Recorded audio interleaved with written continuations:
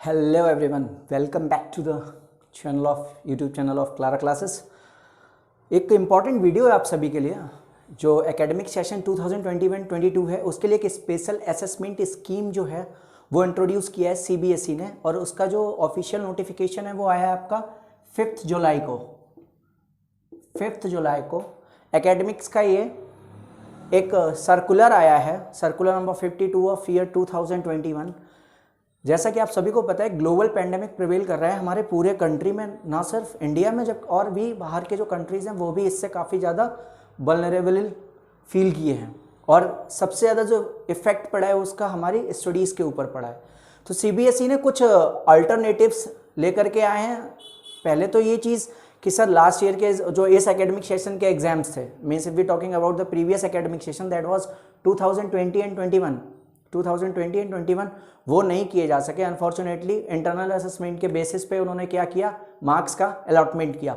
अभी बात ये है कि सर थर्ड वेव आ रहा है, फिर डेल्टा आ रहा है, उसके बाद कुछ और भी चीज़ें ऐसी आ रही हैं जिनसे सीबीएसई को ये लगता है कि आने वाला जो हमारा एकेडमिक सेशन है, ये कमिंग जो सेशन है 2021-22 which is already in running, इसमें भी क्या हो सकता है कि आपको ये चैलेंजेस फेस करने पड़ सकते हैं। और हर बार आप ऐसा नहीं कर सकते कि एग्जाम्स विल बी विदहेल्ड और postpone and after set of cancellation of exams, जैसा कि इस साल हुआ। तो वो कुछ अल्टरनेटिव्स लेकर के आए हैं। उन्होंने मीटिंग की है एजुकेशन मिनिस्ट्रीज के साथ, स्टेट बोर्ड्स के साथ, अपने गवर्नमेंट एफिलेटेड स्कूल्स के साथ या सेमी एफिलेटेड स्कूल्स के साथ, और उन्होंने कुछ अल्टरनेटिव्स निकाले हैं। मैं आपको सिंपल सी लैंग्वेज में समझा देता हूँ। इस बार आपके एग्जाम्स किस तरीके से कंडक्ट किए जाएंगे और उसमें आपको किस तरीके से प्रिपेयर अप करना है, वो मैं आपको एक वीडियो और बनाऊंगा, उसके बाद बताऊंगा। So without wasting any time whatsoever let's start. देखिए कुछ इंपॉर्टेंट चीजें हैं। सर्कुलर तो बहुत बड़ा है, 5-6 पेज का सर्कुलर है। आप चाहो तो सीबीएसई की वेबसाइट पे मिल सकता है। यहाँ पर उसको पूरा लिखना तो इम्पॉसिबल सा था, इसलिए मैंने सारा समराइज कर दिया। देखिए पहला स्टेप जो किया है उन्होंने किया है कि डिवीजन कर दिया इस बार। जैसे कि बेसिकली क्या होता था, हाफ ईयरली एग्जाम्स होते थे और क्या होता था, एनुअल एग्जाम्स होते थे। अब याद कर लो अपने सेकेंडरी लेवल से पहले के classes, first second third fourth में, और बीच में क्या होते थे, फॉर्मेटिव असेसमेंट, एफए होते थे, यूनिट टेस्ट होते थे। तो वही कुछ चीज़ें इन्होंने यहाँ पर भी इम्प्लीमेंट की हैं, बट डिफरेंट हैं, क्योंकि मैंने देखिए दोनों लिखा है, सेकेंडरी लेवल और सीनियर सेकेंडरी लेवल पे। कैसे होगा समझाता हूँ आपको।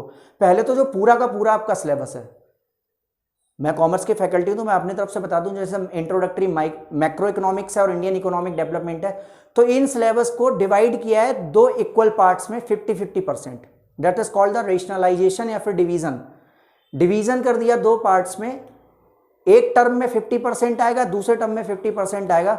ऐसा ही मिलता जुलता एक काम और किया गया था, जो यूनिवर्सिटी के एग्जाम्स होते थे ग्रेजुएशन और मास्टर्स के, उसमें भी कुछ ये थ्योरी अपनाई थी एक टाइम पे, बट वो पेंडेमिक से पहले का था। यहाँ पर सीबीएसई ने क्या किया कि पूरे सिलेबस को डिवाइड कर दिया 2 इक्वल पार्ट्स में। That is called the rationalisation of syllabus या क्लासिफिकेशन, जैसा भी आप समझें। और उस डिवीजन में भी कुछ चीज़ें इंपॉर्टेंट रखनी है, जैसे बता दूं, वहाँ पर नोटिफिकेशन में ये दिया गया, मैं अपनी तरफ से कुछ भी एड ऑन नहीं कर रहा हूँ, कि इंटरकनेक्टेड टॉपिक्स जो हैं वो सब्जेक्ट एक्सपर्ट डिसाइड करेंगे कि जब सब्जेक्ट क्लासिफिकेशन होगा तो किस तरीके से वो टॉपिक्स आपको पढ़ने हैं। सपोज मैं बताता हूं आपको, जैसे आप पार्टनरशिप पढ़ते हो, तो पार्टनरशिप अपने आप में इंडिविजुअल चैप्टर्स नहीं है। अब जैसे कि आप पार्टनरशिप का फंडामेंटल्स पढ़ते हो, ठीक है, या फिर फंडामेंटल्स पढ़ते हो, उसके बाद क्या पढ़ते हो, फिर अगला चैप्टर आता है, देन फिर अगला चैप्टर आता है। जैसे फंडामेंटल्स आया, फिर change in profit sharing ratio आया, फिर आया calculation of goodwill, then after admission, है ना। तो ये चीजें इंटरकनेक्टेड हैं। तो ये फाइनल डिसीजन होगा सब्जेक्ट एक्सपर्ट्स का, वो किस तरीके से सिलेबस डिवाइड करते हैं। दूसरा, जब भी आपका सिलेबस डिवाइड होगा, जो फर्स्ट टर्म का एग्जाम होगा वो होगा आपका 90 मिनट्स का, और जो सेकंड टर्म एग्जाम होगा वो होगा 120 मिनट्स का। जो 90 मिनट्स का फर्स्ट टर्म एग्जाम नवंबर दिसंबर में होगा, इसके लिए नवंबर दिसंबर होगा, और ये लगभग कंडक्ट कराया जाएगा 4 से 8 वीक्स में, नियर अबाउट 1 महीना 10 दिन चलेगा। 30 से 40 दिन का ये पीरियड है जिसमें आपका फर्स्ट टर्म कंडक्ट कराया जाएगा। सेकेंड टर्म कंडक्ट कराया जाएगा मार्च अप्रैल में, वो होगा आपका सब्जेक्टिव एग्जाम। वहां पर आपको written, open end answers, short long question सारे मिलेंगे, वो आपके रिमेनिंग 50% सिलेबस से होंगे। बट उससे पहले भी कुछ चीजें हैं, ध्यान से समझ लीजिए क्लासिफिकेशन ज़रूर किया है, लेकिन सब्जेक्ट का जो आपका प्रॉपर करिकुलम था, जो सिलेबस था, वो आपको सीबीएसई ने बोल दिया है कि जो प्रोवाइड किया था 31 मार्च 2021 को, वही सिलेबस है आपका। इसका जो क्लासिफिकेशन होगा वो सब्जेक्ट एक्सपर्ट्स करेंगे। इसके अलावा भी apart from except for term 1 and term 2, इसके अलावा स्कूल सेकेंडरी लेवल और सीनियर सेकेंडरी लेवल पे किस तरीके से करेंगे वो समझ लीजिए। सेकेंडरी लेवल यानी कि मैं बात कर रहा हूं 9th और 10th की, इनके 3 पीरियोडिक टेस्ट होंगे, 3 पीरियोडिक टेस्ट होंगे इररिस्पेक्टिव ऑफ द टर्म। वो टर्म 1 में भी हो सकते हैं, टर्म 2 में भी हो सकते हैं। ये जरूरी नहीं है कि टर्म 1 से पहले कराओ 1, 2 कराओ टर्म 2 में। टर्म से मतलब नहीं है, चाहे फर्स्ट टर्म पे करा लो चाहे सेकंड टर्म पे करा लो, 3 पीरियोडिक टेस्ट लेंगे आप, इंटरनल असेसमेंट कराएंगे उनका, बच्चों को प्रोजेक्ट वर्क मिलेंगे, थ्योरेटिकल एस्पेक्ट्स उनके चेक किए जाएंगे, और वो क्या किया जाएगा, उसका रिकॉर्ड मेंटेन किया जाएगा सीबीएसई के ऑफिशियल ऑनलाइन पोर्टल पर। स्टूडेंट का एक असेसमेंट प्रोफाइल क्रिएट किया जाएगा। इसके लिए टीचर्स को ट्रेनिंग प्रोवाइड करेगा सीबीएसई कि आपको किस तरीके से अपने स्टूडेंट्स का ऑनलाइन असेसमेंट पोर्टल मेंटेन करना है और किस तरीके से आपको असेसमेंट रिकॉर्ड करना है। बट ट्रेनिंग दी जाएगी, स्पेशल ट्रेनिंग मिलेगा, इनिशिएटिव सीबीएसई का है तो वो हेल्प भी करेगा, स्टाफ्स को भेजा जाएगा कि आप जाइए वोकेशनली ट्रेन करके आइए टीचर्स को, बिकॉज ये चीज़ हमारे लिए नहीं है। अभी तक हम क्या करते थे, अपना रिटेन असेसमेंट करते थे, अभी ये डिजिटल फॉर्म में होगा, सारा का सारा ऑनलाइन पोर्टल बनेगा। इसके अलावा सीनियर सेकेंडरी लेवल जो है 10th और 12th पे, यहाँ पर जैसे ही आपका एक यूनिट एंड होगा, आपके स्कूल का ड्यू रिस्पॉन्सिबिलिटी है कि वो आपका प्रोजेक्ट वर्क चेक करे, आपका थ्योरेटिकल एस्पेक्ट, आपका प्रैक्टिकल एस्पेक्ट, आपकी न्यूमेरिकल कैपेबिलिटी सारी की सारी चेक करेगा। यहाँ पर ऐसा नहीं है कि 2 टेस्ट या 3 टेस्ट या 4 टेस्ट है, यहाँ पे टेस्ट वेस्ट कुछ भी नहीं है। यहाँ पे आपका जैसे ही टॉपिक एंड होता है, school is held responsible for conducting the test.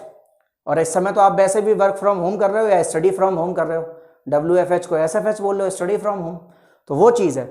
चलिए सर, ये तो बात होगी इंटरनल असेसमेंट्स की, और मैंने आपको एक एक चीज़ सिंपल सी बता दी है। यहाँ पर एक स्टेप और था जो मैंने लिखना ज़रूरी नहीं समझा, कि स्टेप सीबीएसई सारे के सारे लेगा जिससे आपका इंटरनल असेसमेंट एफिशिएंटली चेकआउट किया जा सके। ओके, अब बात करते हैं जो आपके बोर्ड एग्जाम्स कैसे होंगे। सीधा बोलूँ तो बोर्ड एग्जाम होगा अब 2 बार। चलिए, टर्म 1 और टर्म 2।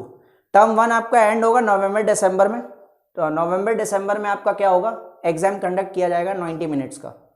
ये एमसीक्यू बेस्ड पेपर होगा, सीबीएसई के ऑफिशियल अलॉटेड सेंटर्स पे आपको एग्जाम देने जाना होगा। वहां पर आउटसाइडर सुपरिंटेंडेंट होगा सेंटर का, जैसे कि आप पहले बोर्ड एग्जाम देते थे तो आपका सेंटर अलॉट होता था कि सर आपका कॉलेज वहां पे, आपको वहां जाकर के अपना एग्जाम देना है।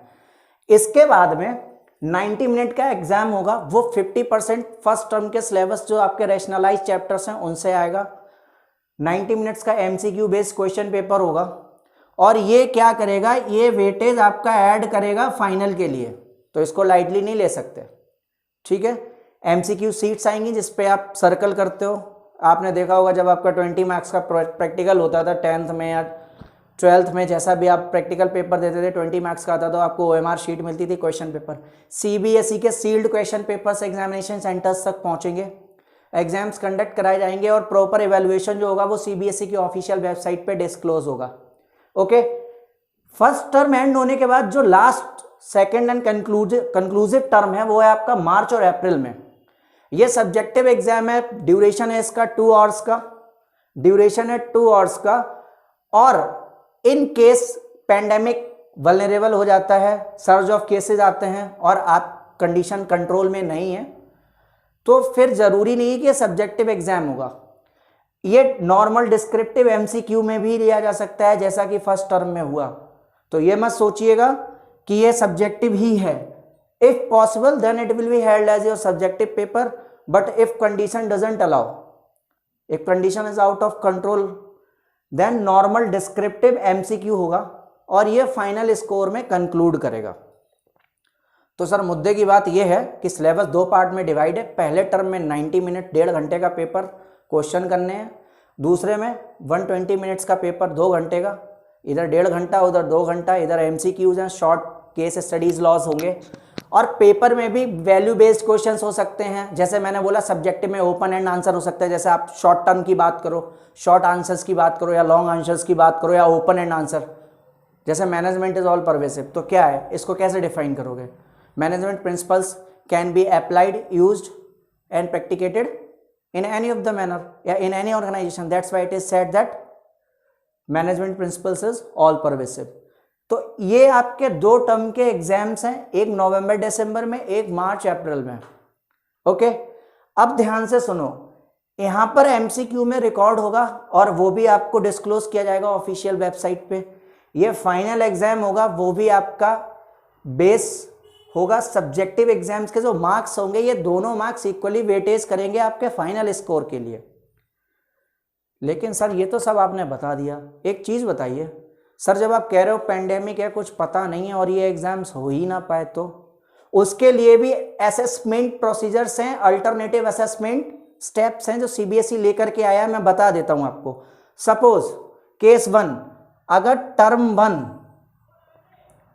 और टर्म 2 कोविड सही चलता रहा, कंट्रोल में आ गया, टर्म 1 भी हुआ और टर्म 2 भी हुआ, मतलब ये एग्जाम भी ले लिया सारे स्कूल्स ने, ये एग्जाम्स भी ले लिया, आप बोर्ड्स पे गए, मामा पापा ने टीका वीका लगा के आपको भेजा, अच्छे से आपने दोनों बोर्ड एग्जाम्स, दोनों टर्म के एग्जाम्स दिए, ठीक है सर, फिर क्या, कोई दिक्कत ही नहीं, फिर तो असेसमेंट हो जाएगा जो प्रॉपर असेसमेंट होता है, equal distribution of marking among both the terms which has been conducted by the CBSE in term 1 और टर्म 2।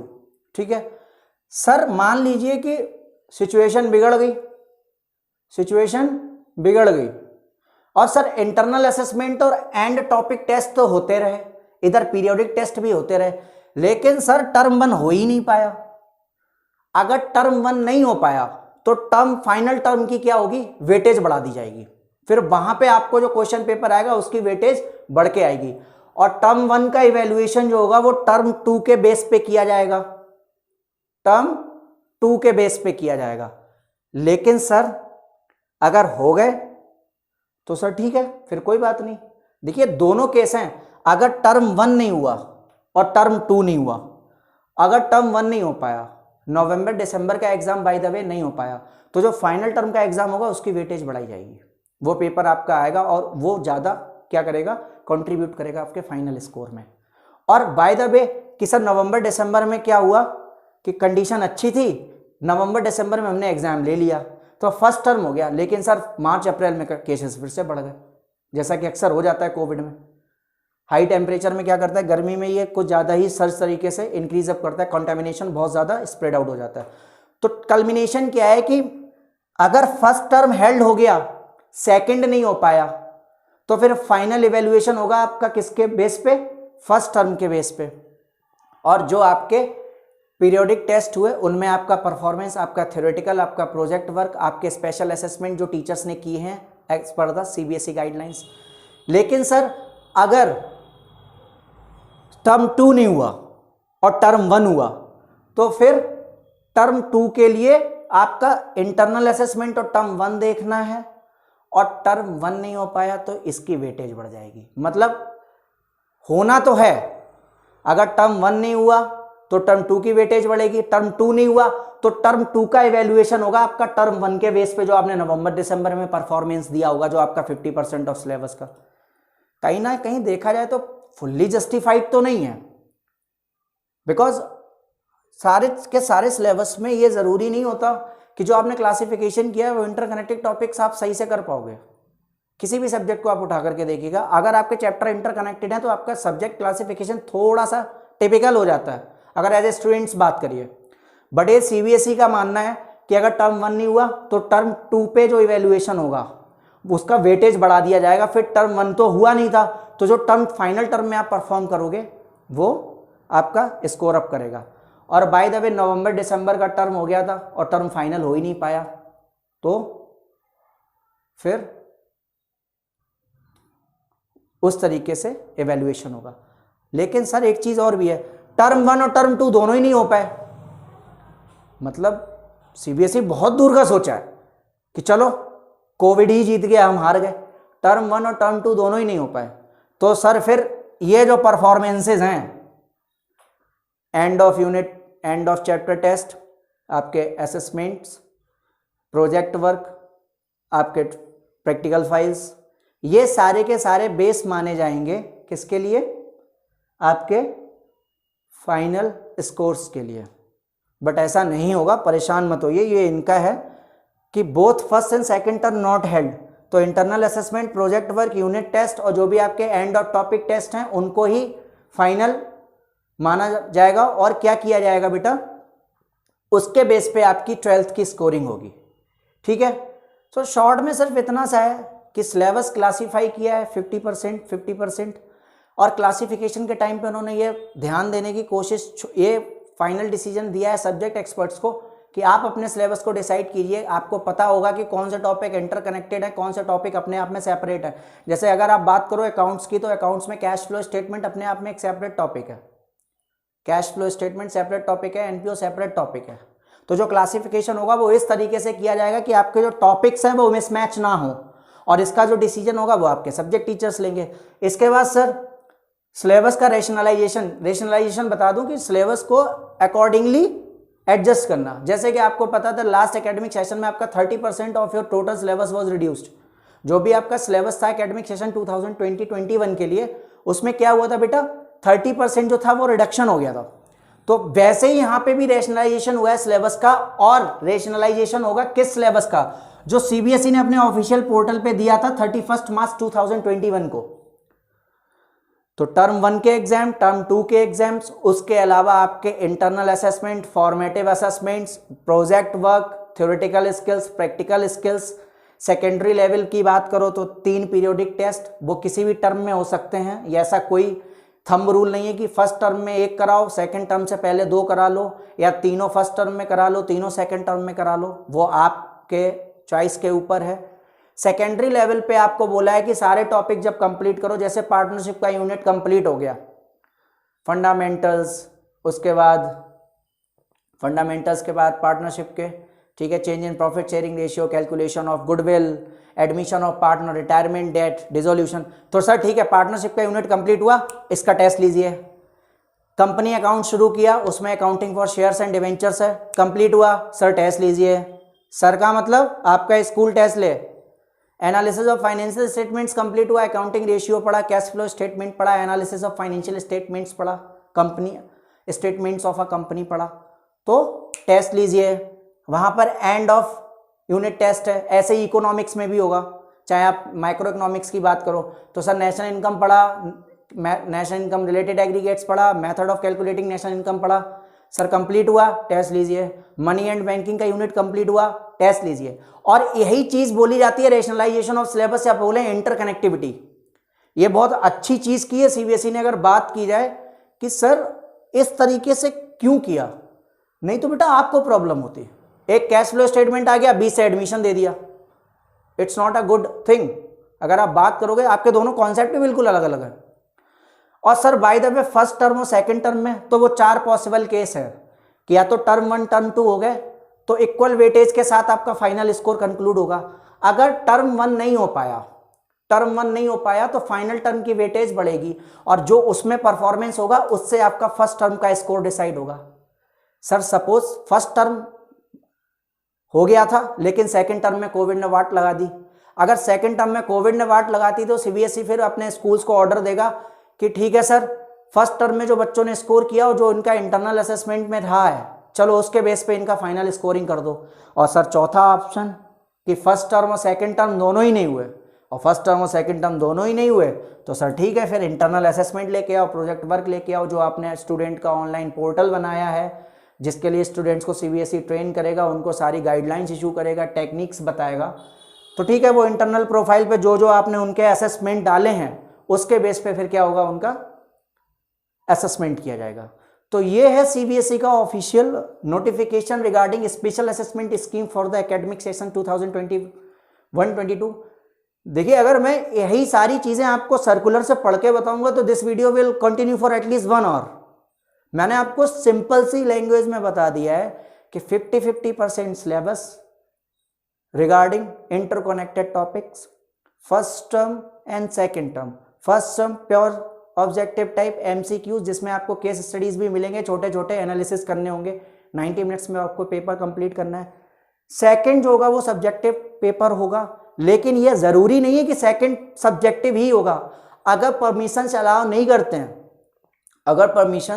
नहीं करते हैं तो सर क्या होगा कि वहां पे भी एक MCQ बेस्ड पेपर लिया जा सकता है 90 मिनट्स और 120 minutes as the condition allows. और अगर टर्म 1 के टाइम पे भी कंडीशंस नहीं है तो वहां पे भी ऑनलाइन ऑफलाइन मोड, फिर तो बात ही नहीं बनती ना। ऑनलाइन मोड में भी बच्चे घर से भी एग्जाम्स दे सकते हैं, ऐसा CBSE ने बोला है। बट अगर टर्म 1 और टर्म 2 दोनों कंडक्ट किए जाते हैं तो आपका इक्वल डिस्ट्रीब्यूशन होगा। इतना सा आपका एक सिंपल सा नोटिफिकेशन है, यही सर्कुलर है। आप चाहो तो ये जो मैंने चार्ट बनाया ये पॉइंट वाइज फॉर्म में मैं आपको रीड करके सुना सकता हूँ, but that will be purely logicless. सिर्फ इतना सा है। स्कूल्स क्या करेंगे, स्कूल्स को गाइडलाइन इशू की गई कि आप अपने सारे स्टूडेंट्स का पोर्टल तैयार करो, एक एकेडमिक प्रोफाइल बनाओ, असेसमेंट प्रोफाइल बनाओ स्टूडेंट का, जहाँ पे उसकी सारी की सारी करिकुलर एक्टिविटीज़ को आप रिकॉर्ड करोगे। और वो रिकॉर्ड मेंटेन इसलिए हो रहा है कि CBSE इतना दूर का सोच रहा है कि by the way first term as well as second term could not be held because of Covid pandemic. तो ठीक है सर, फिर वो जो स्टूडेंट का प्रोफाइल बनाया है, जो स्कूल ने असेस किया स्टूडेंट्स ने किस तरीके से किया है, तो उसके अकॉर्डिंग जो होगा वो असेसमेंट होगा। सिर्फ इतना सा है। सिंपल सा कहूँ तो बोर्ड एग्जाम 2 बार होंगे, लेकिन अगर नहीं हो पाते हैं तो उनके भी जो भी अल्टरनेटिव्स हैं मैंने सारे बता दिए, case 1, case 2, case 3, case 4। Syllabus आपको पता ही है जो CBSE इशू कर देता है at the end of your March. तो 31 मार्च अपना जो आपका एकेडमिक सेशन है 1 अप्रैल 2021 टू 31 मार्च 2022 ऑनवर्ड्स, उसके लिए आपको पहले ही सिलेबस इशू किया जा चुका है। और इसी तरीके से आप देख भी रहे होगा आपके स्कूल्स में भी यूनिट टेस्ट, ब्लॉक टेस्ट हो रहे हैं, तो वो CBSE के इस नोटिफिकेशन की ही वजह से। That's it for the day. Okay बच्चों, till then stay home, stay safe, take care and please continue your studies. Because देखिए, स्टडी करने के अलावा आपके पास कोई भी सब्स्टिट्यूट दूसरा नहीं है। आप ये मत सोचो कि टर्म 1 होगा, टर्म 2 होगा। आप अपने फ्यूचर के लिए पढ़ रहे हो, आप एग्जाम्स की वजह से नहीं पढ़ रहे हो, आप फ्यूचर की वजह से पढ़ रहे हो। आई होप मैंने आपको सारा कुछ बता दिया है। इसके लिए प्रिपरेशन कैसे करनी है उसके लिए बहुत जल्दी मैं आपके साथ मिलूंगा। Hope you will enjoy this video. Thank you and have a good day.